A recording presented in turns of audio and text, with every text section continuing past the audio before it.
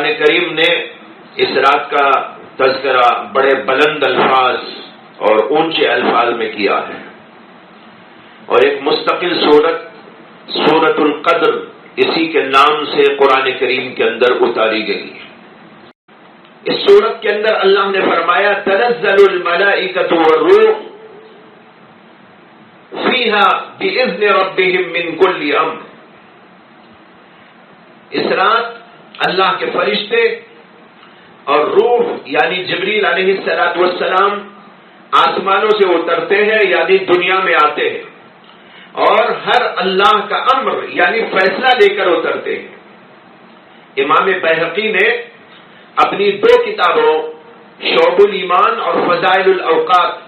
ان دونوں کتابوں میں ایک حدیث روایت کی ہے، لمبی حدیث ہے۔ اس میں سے ایک ٹکڑا یہ ہے کہ اللہ کے نبی علیہ السلام نے فرمایا اذا كان ليلة القدر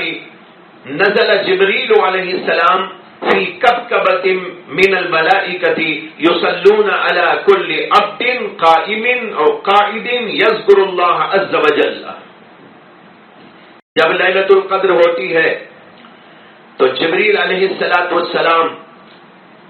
فرشتوں کی ایک جماعت کے ساتھ دنیا میں نازل ہوتے ہیں، اور وہ فرشتے ہر اس بندے کو سلام کرتے ہیں جو نماز میں کھڑا ہو یا ذکر اللہ میں مشغول بیٹھا ہوا ہو۔ دیکھیے کیا عجیب فضیلت ہے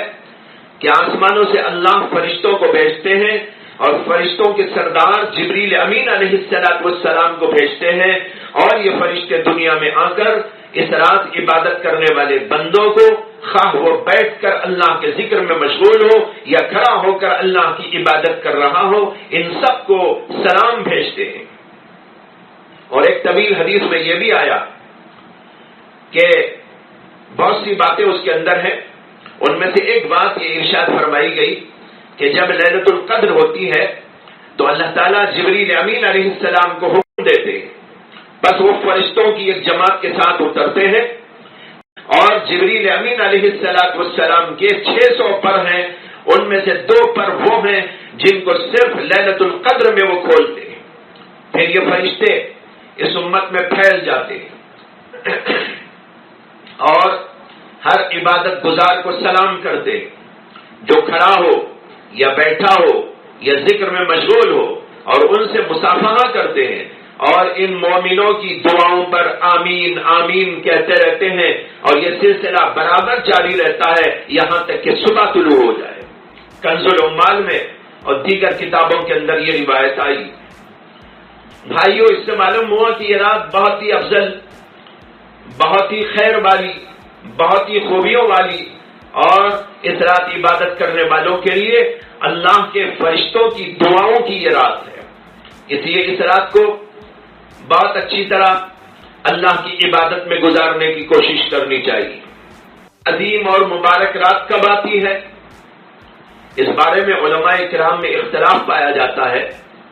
حتیٰ کہ علامہ ابن حجر عسقلانی رحمۃ اللہ علیہ نے اپنی کتاب فتح الباری میں اس سلسلے میں 46 اقوال ذکر کیے، لیکن جمہور علماء کہتے ہیں کہ لیلۃ القدر رمضان مبارک کے اخیر عشرے میں ہوتی ہے، اور اس میں بھی طاق راتوں میں ہونے کا زیادہ امکان ہے۔ احادیث کے اندر اس سلسلے میں کثرت کے ساتھ مواد موجود ہے۔ حضرت عائشہ صدیقہ رضی اللہ تعالی عنہ روایت کرتی ہے کہ رسول اکرم صلی اللہ علیہ وسلم نے فرمایا تحروا لیلۃ القدر فی الفطر من العشر الاواخر من رمضان، لیلۃ القدر کو رمضان مبارک کے اخیر عشرے کی طاق راتوں میں تلاش کرو۔ اور حضرت عبداللہ بن عباس سے مروی ہے کہ اللہ کے نبی علیہ السلام نے فرمایا التمسوها فی العشر الاواخر من رمضان لیلۃ القدر فی تاسیۃ تبقى فی سابعۃ تبقى فی خامسۃ تبقى، یعنی لیلۃ القدر کو رمضان کے اخیر عشرے میں تلاش کرو، وہ نویں رات میں، جو نویں رات باقی رہے تو اس میں، یا 7 رات باقی رہے تو اس میں، یا 5 راتیں باقی رہے تو اس میں، وغیرہ وغیرہ۔ اس کے علاوہ اور بھی متعدد صحابہ سے روایات موجود ہیں، اور اللہ کے نبی علیہ الصلوۃ والسلام نے ان ساری روایات کے اندر یہ بتایا ہے کہ لیلۃ القدر آخری عشرے میں ہوتی ہے۔ نیز یہ بھی وارد ہوا کہ آخری عشرے میں بھی وتر یعنی طاق راتوں میں ہونے کا زیادہ امکان ہے۔ پھر بعض روایات میں 27ویں شب کے بارے میں بھی لیلۃ القدر ہونے کا ذکر آیا ہے۔ چنانچہ امام ابو داؤد نے حضرت امیر معاویہ رضی اللہ تعالی عنہ سے لیلۃ القدر کے بارے میں رسول اللہ صلی اللہ علیہ وسلم کا ارشاد نقل کیا ہے کہ آپ نے فرمایا لیلۃ القدر